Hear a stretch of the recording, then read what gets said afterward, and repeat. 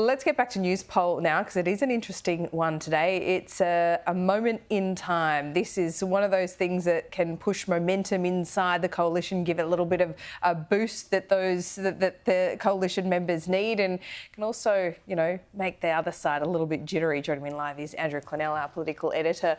What do you make of it? Still within the margin of error, but it's all about momentum. Well, it's very worrying for the government, and I think I've asked for a graph here of the last few months. Ever since The Voice, they've had a problem. They got a little bump with the stage 3 tax cuts. They got a little bump with the budget and those tax cuts being delivered. But nevertheless, it's a small margin. They're only marginally behind, and we can't forget, I think, that Malcolm Turnbull and Tony Abbott were rolled after 30 straight news polls behind. They've got one behind. These are the seats that could go as a result.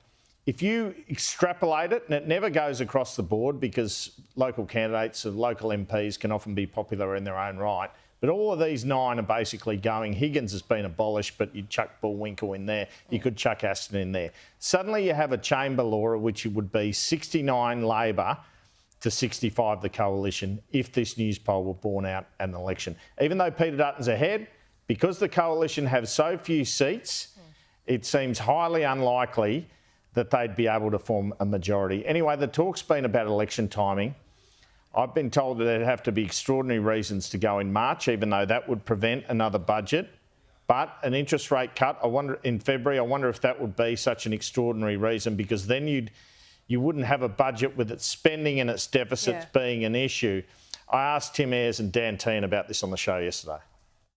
He will make his mind up at the right time for an election that happens in March, April, May through next year. Any month. What the Prime Minister will do will be in his own interests, and he will seek to try and exploit the day he goes rather than being focused on delivering for the Australian people. Exploit the day he goes. I think that's the Prime Minister's prerogative. But look, when it comes down to it, what are they going to sell? What's their next term look like? What's the big policy idea? He's teasing caucus by saying we have a big next term agenda. But it's shaping more to me like a spending agenda versus a lower tax agenda. Now, what do you think's going to be more popular there? I think a lower tax agenda, because we've already got the NDIS blowing out. We've got aged care. Anthony Albanese said on the weekend, move towards universal childcare. There's no doubt that's going to more on Medicare. But at some point, we're all going to have to, and the younger generation are all going to have to pay for all this. Right. No doubt there'll be more measures on housing as well. But, gee, I think a spending agenda, particularly in this inflation environment, is dangerous. They're on about a future made in Australia as well. Production tax credits to help manufacturing here. Not sure it's cut through. Here was Tim Ayres. I don't think that captures the imagination, does it? No. Here's Tim Ayres. All of the elements that the Prime Minister talked about in the caucus and subsequently are clearly part of an ambitious second-term agenda. Deepening the arrangements around Medicare, early childhood education and childcare. These are big productivity reforms for the future of the economy. What everyone's been talking about that has a sensible head on them is broad-scale tax reform that's required around housing, but no one seems to be touching that. You'd think the water would be warm right now to be able to do that, but who knows? As an addendum to this, really, immigration has been all part of it. Now, I don't think immigration is the biggest problem here, but politically it is. The federal opposition is talking about even further cuts. They're just trying to better the Labor government here. Well, they're trying to halve it. Yeah, well, they're trying exactly. How and where? We need those skills. I don't think it's possible. Because there's some people that you have to take for family reunion reasons, especially and spouse also visas, really small that sort of thing.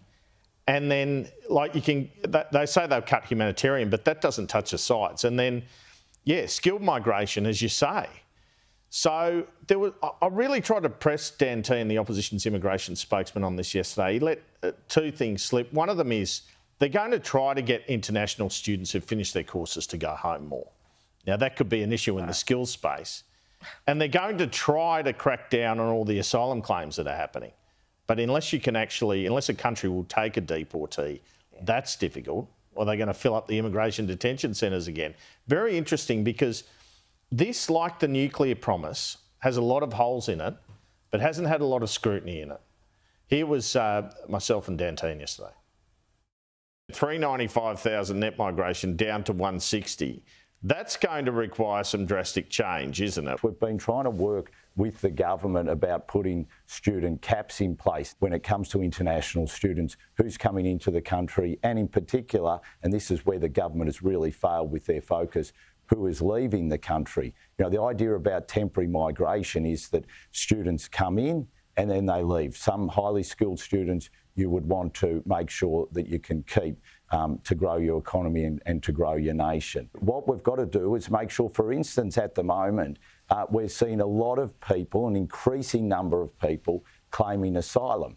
So one of the things, for instance, that the government announced through Christine Nixon's policy review is some ways to deal with that. Dantine, you'd like to deport more people who are claiming asylum, is that right?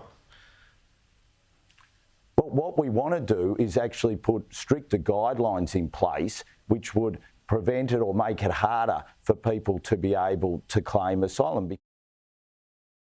It sounds like they're still trying to work out how to make all of that add up. Easier said than done, absolutely. So, Andrew, when it comes down to it, we have seen this poll today.